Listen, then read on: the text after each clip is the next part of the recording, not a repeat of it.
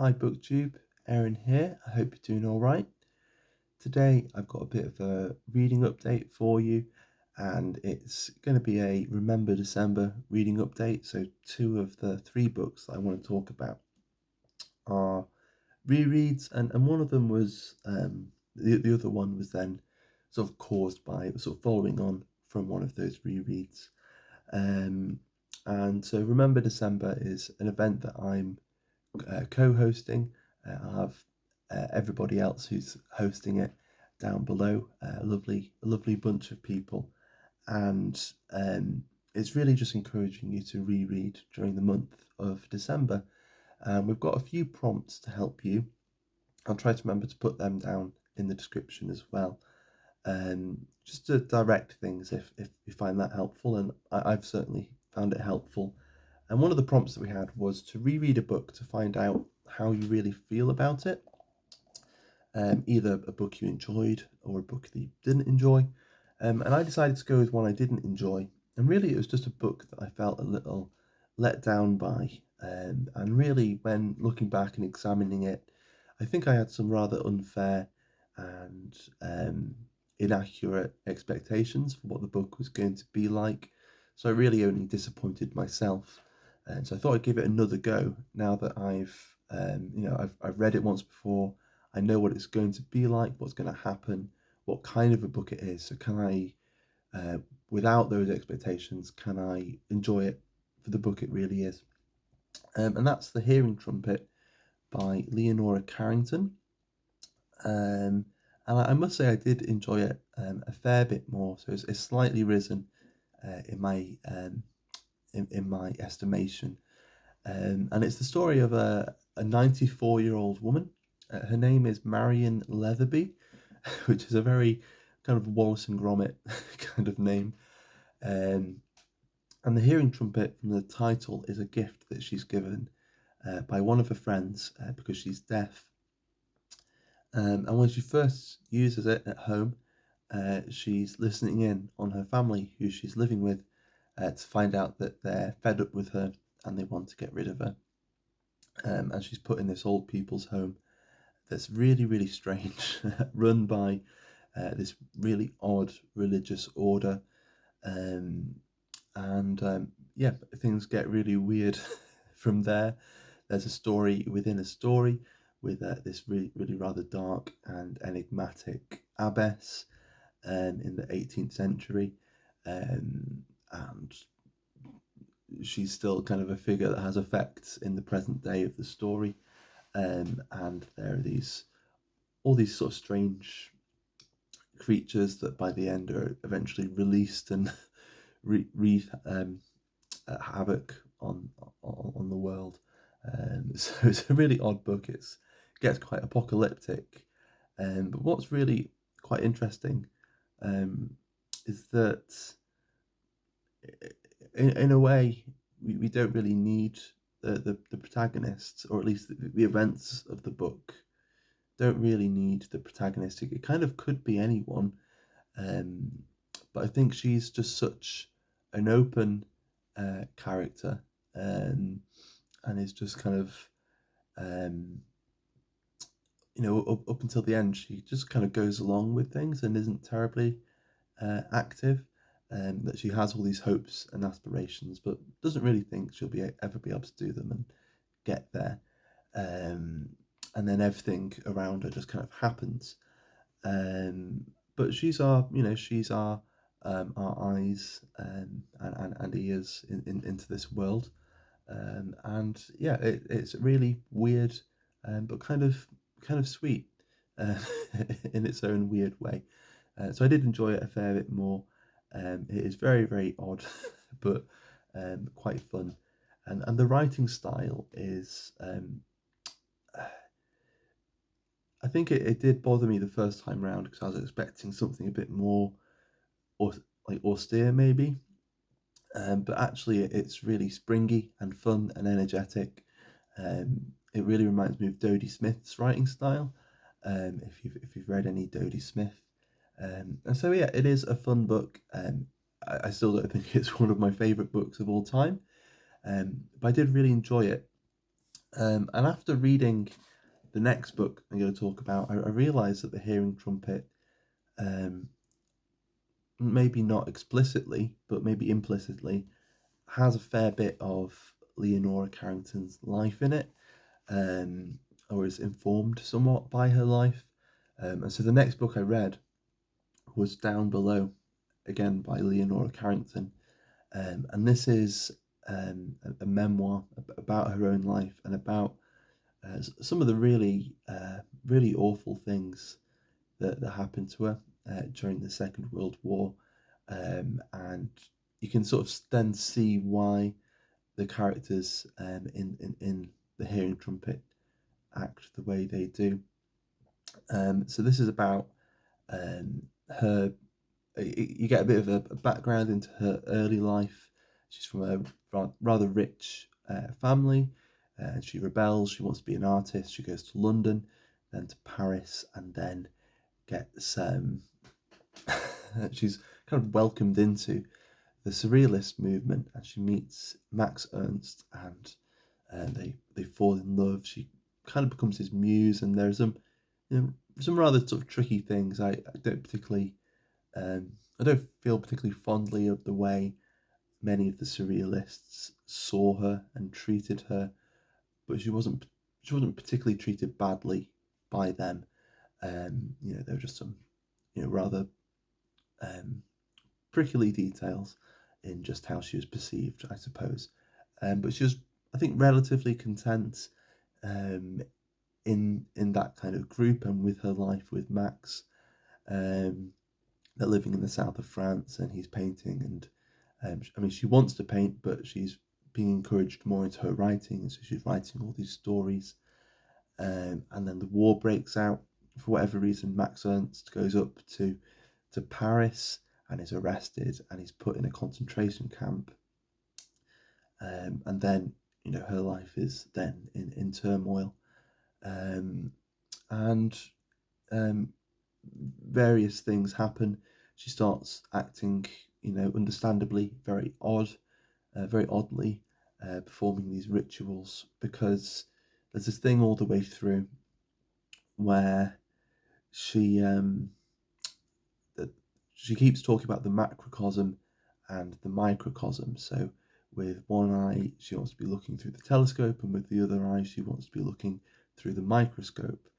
And the best way to explain it is there's a bit when they're trying to get to Madrid, her and some friends, and they're in a car, and because of just the tension of everything, she's her body is all taut and tense, and then the brakes of the car seize up, and at that moment, Leonora Carrington really does believe that it's the tenseness and screwing herself up in that way that has caused the car's brakes to seize up, and so her own her own life, her own inner life, has an impact on the outside world, and the outside world is in a lot of turmoil, and her inner world is also in a lot of turmoil, and so you can kind of see what she's getting up to, and she's trying to find some kind of just trying to find some kind of peace and restore some kind of order, and that's really all she's been doing. It must look very odd. She's jumping around on rocks like a mountain goat, and she thinks she has a special relationship with animals, and so she's um, talking to lots of animals with this kind of touch language, stroking them, trying to communicate to them. But she gets in with a bad crowd in Madrid, and various rather horrible things happen, and then she's put into a mental institution. And a lot of then the story is her trying to get to Down Below, because she puts together a map of where she is, which really doesn't look particularly like a mental institution, but right in the center, I think it's there, is Down Below, and it's the place she's trying to get to. It's a safe haven. It's she's heard that there are telephones in Down Below, And if she gets to down below, then she can communicate with the outside world and get some kind of agency and, sort of normal life back. So it's kind of desperate and very, very sad. And the head of this institution, she kind of imbues him with this kind of religious aura, and that kind of speaks back into the hearing trumpet. That the person running the old people's home in the hearing trumpet is a psychiatrist, and a psychiatrist who's a bit of a quack, and he has all these weird religious or spiritualist ideas, and so you can kind of see how this feeds um, into the hearing trumpet, and how even though the hearing trumpet is much lighter in quite a few ways, a lot of the pathos that you find in there is there because I think a lot of it is informed by what actually happened to her. And so it's, a really quite a sad and harrowing read, quite short. A lot of this is actually an introduction by Mariner Warner. So I think a good third is the introduction. But then actually Mariner Warner was with, so I'll go through the publication of this book, the publication history, because it is really quite cool. So it was first written in English in 1942 in New York. So it was once she'd escaped from the institution, she went to New York. But the text is now lost. It was lost quite soon. And then it was dictated in French to, I think, one of her friends. And then another of her friends, or sort of cohorts, translated it into English. And so you got these two versions, a French version and an English version from her dictation, neither of which are actually written by her. And that's really, those two versions are what informs what we're reading here. But then it was later revised and sort of reviewed by Leonora Carrington in 1987.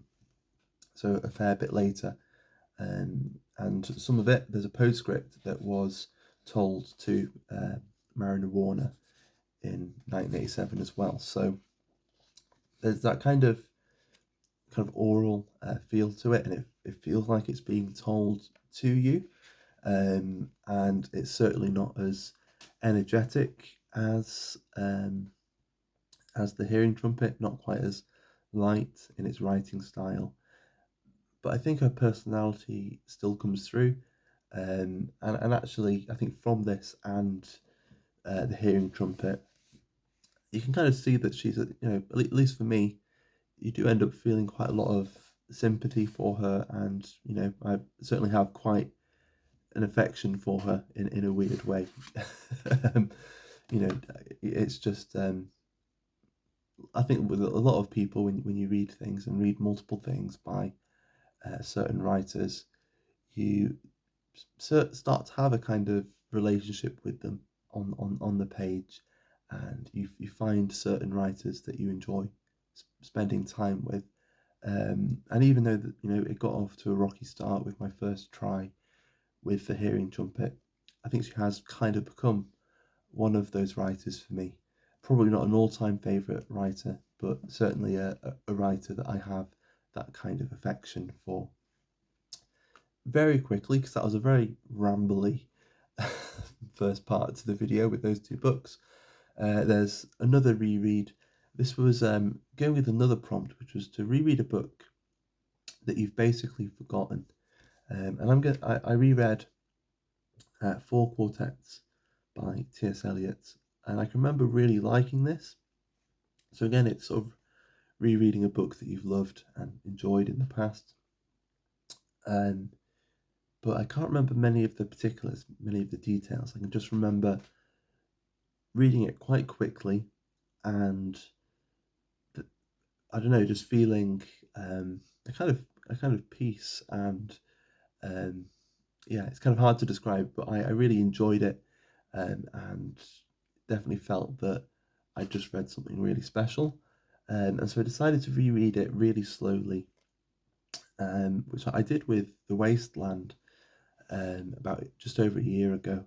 And I think he is one of those poets where you can just read through. You could read through all of his collected poems quite quickly.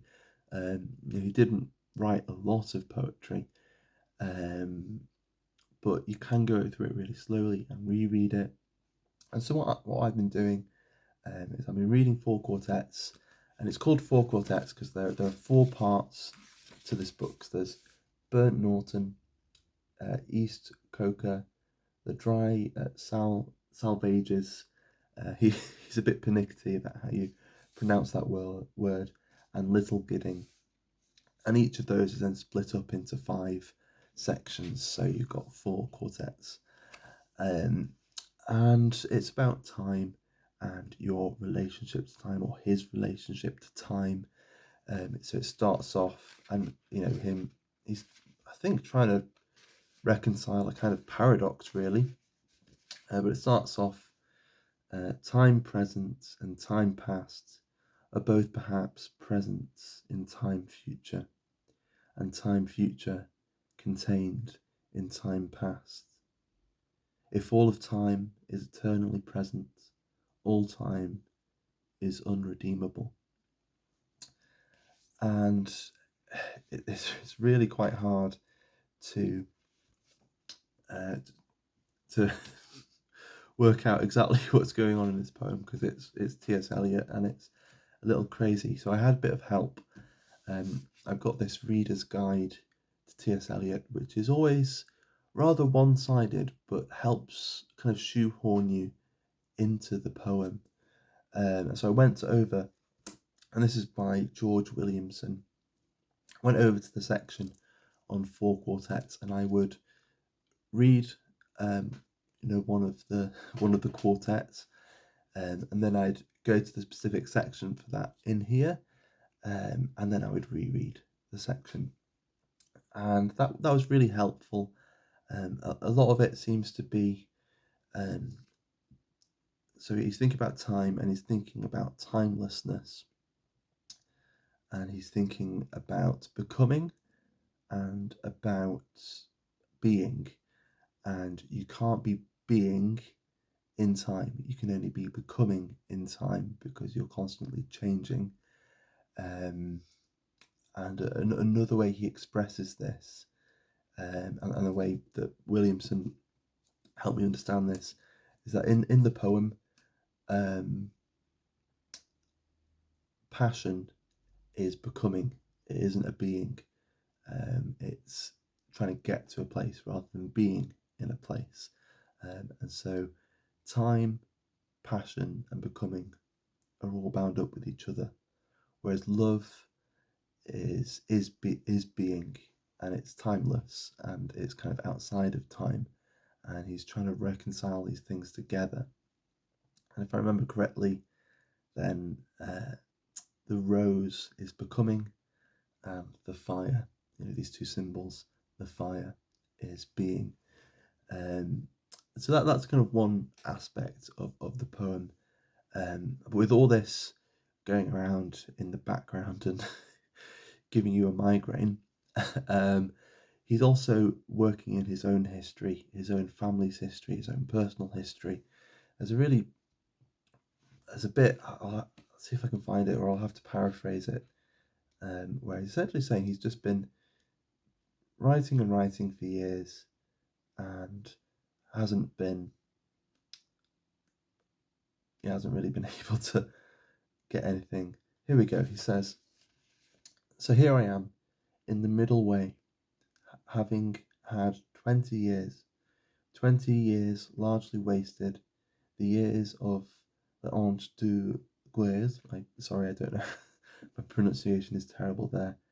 The Ange de Guers, trying to learn to use words, and every attempt is a wholly new start, and a different kind of failure, because one has only learnt to get the better of words for the thing one no longer has to say, or the way in which one is no longer disposed to say it.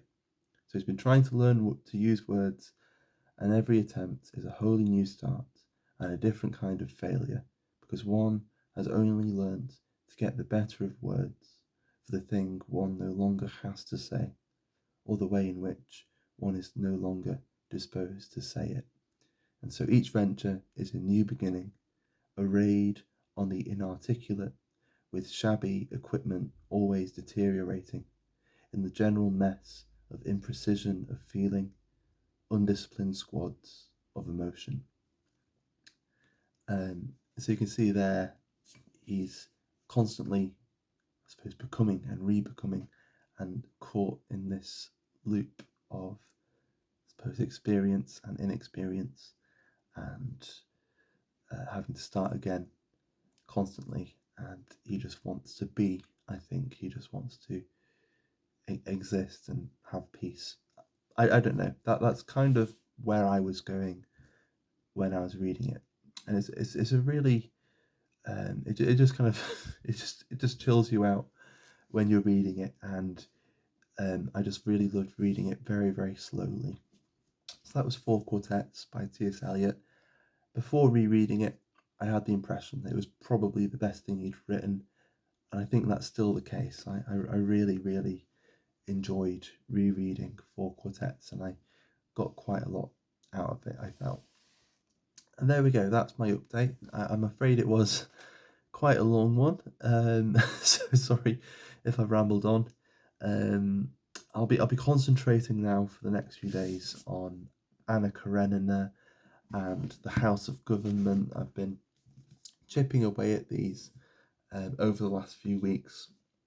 I'm closer to the end of the House of Government than I thought, so I might actually finish this by the end of the year, and I'm hoping to finish Anna Karenina by the end of the year. Both of these books, both Anna Karenina and House of Government, are books that when you're in them, you just want to stay in them. They really do pull you in. And so if I give them the time and the attention, I certainly will be able to finish them. But there are lots of other things pulling me in other directions, so we'll see how that goes. But for now, thank you very much for watching. I hope you've had a great reading week and that you have a lovely remainder to your weekend. Thanks for watching, and I'll see you soon. Bye.